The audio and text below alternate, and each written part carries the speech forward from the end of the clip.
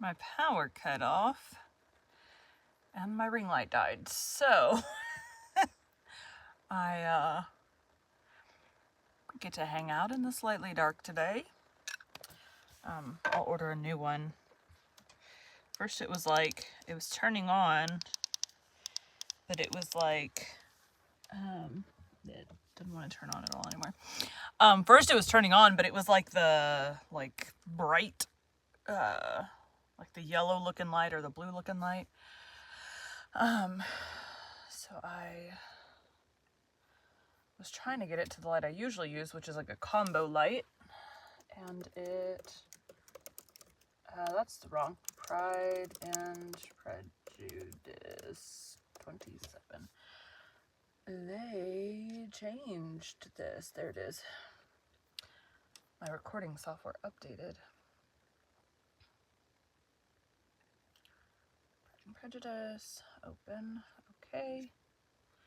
We need to turn on the microphone, and then this, I think, is set to not the right thing. Yeah, so we're going to be dark until I get a new light in, so I'll order one here shortly. Okay. Today we'll be continuing Pride and Prejudice by Jane Austen. Chapter 27. With no greater events than these in the Longbourn family, and otherwise diversified by little beyond the walks to Meryton, sometimes dirty and sometimes cold, did January and February pass away. March was to take Elizabeth to Hunsford. She had not at first thought very seriously of going thither, but Charlotte, she soon found, was depending on the plan, and she gradually learned to consider it herself with greater pleasure as well as greater certainty. Absence had increased her desire of seeing Charlotte again, and weakened her disgust of Mr. Collins. There was novelty in this scheme. And as, with such a mother and such uncompanionable sisters, home could not be faultless, a little change was not unwelcome for its own sake. The journey would, moreover, give her a peep at Jane. And in short, as the time drew near, she would have been very sorry for any delay. Everything, however, went on smoothly, and was finally settled according to Charlotte's first sketch. I have tea today. I get to wake up a little bit later, which hopefully gets to continue. I don't like 5 a.m. I like 6 a.m. much better. Still early, yes, but an extra hour of sleep. Sketch.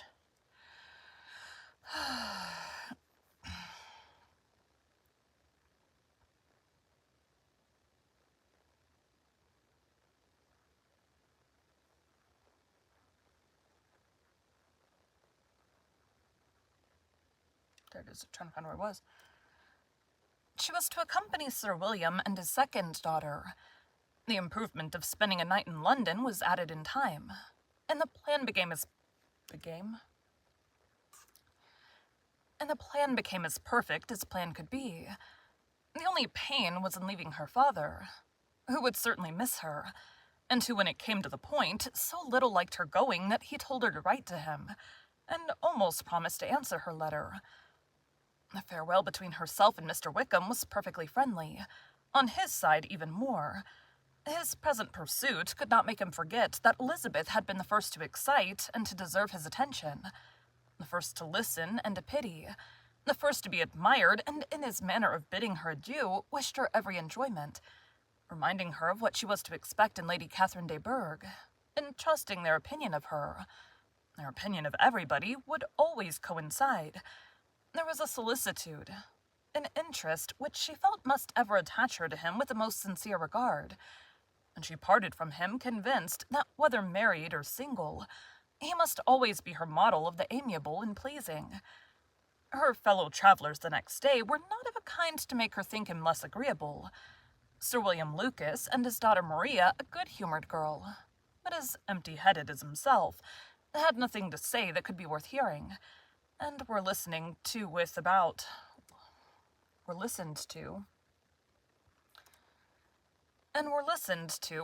as much delight as the rattle of the chaise. Elizabeth loved absurdities.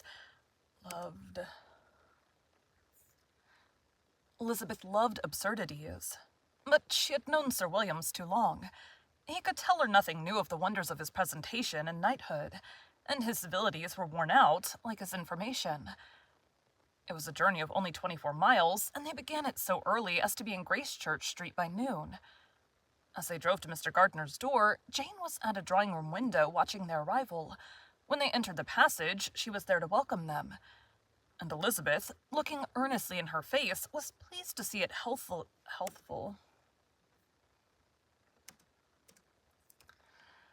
And Elizabeth, looking earnestly in her face, was pleased to see it healthful and lovely as ever.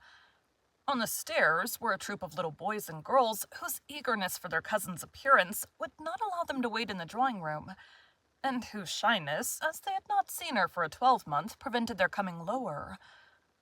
All was joy and kindness. The day passed most pleasantly away, the morning in bustle and shopping, and the evening at one of the theaters. Elizabeth then contrived to sit by her aunt. Their first subject was her sister, and she was more grieved than astonished to hear, in reply to her minute inquiries, that though Jane always struggled to support her spirits, there were periods of dejection. It was reasonable, however, to hope that they would not continue long. Mrs. Gardner gave her the particulars also of Miss Bingley's visit in Gracechurch Street, and repeated conversations occurring at different times between Jane and herself, which proved that the former had, from her heart, given up the acquaintance. Mrs. Gardner then rallied her niece on Wickham's desertion, and complimented her on bearing it so well.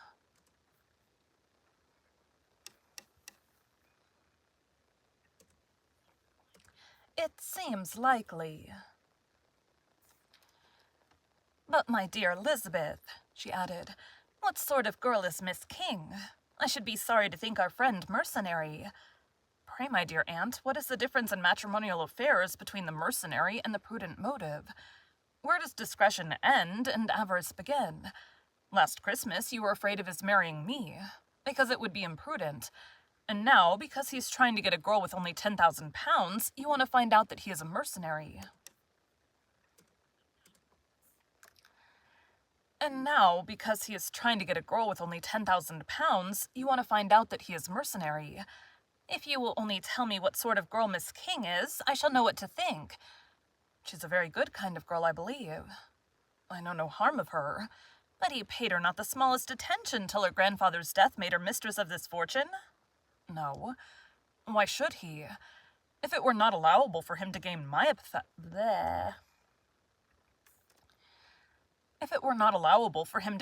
affections because I had no money, what occasion could there be for making love to a girl whom he did not care about and who was equally poor?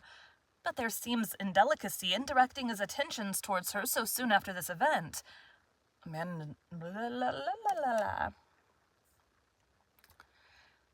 man in distressed circumstances has not time for all those elegant decorums which other people may observe. A man in distressed circumstances has not time for all those elegant decorums which other people may observe. If she does not object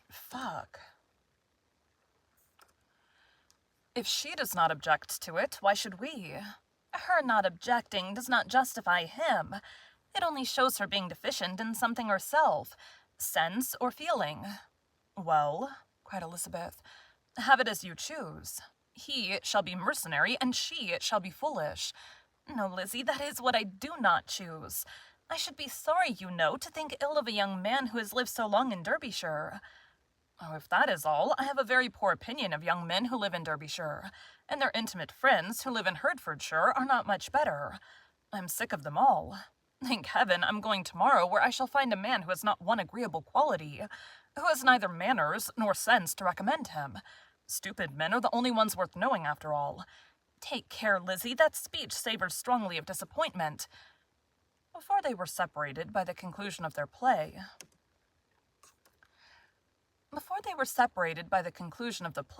she had the unexpected happiness of an invitation to accompany her uncle and aunt in a tour of pleasure which they proposed taking in the summer. "We have not quite determined how far it shall carry us," said Mrs. Gardner, "but perhaps to the lakes. No scheme could have been more agreeable to Elizabeth, and her acceptance of the invitation was most ready and grateful. "My dear, dear aunt," she rapturously cried, "what delight, what felicity! You give me fresh life and vigor. Adieu to disappointment and spleen. What are men to rocks and mountains? Oh, what hours of transport we shall spend! And when we do return, it shall not be like other travelers, without being able to give one accurate idea of anything. We will know where we have gone. We will recollect what we have seen. Lakes, mountains, and rivers shall not be jumbled together in our imaginations. Nor when we attempt to describe any particular scene will we begin quarreling about its relative situation. Let our first effusions be less insupportable than those of the generality of travelers." Thank you for joining Bite at a Time Books today, while we read a bite of one of your favorite classics.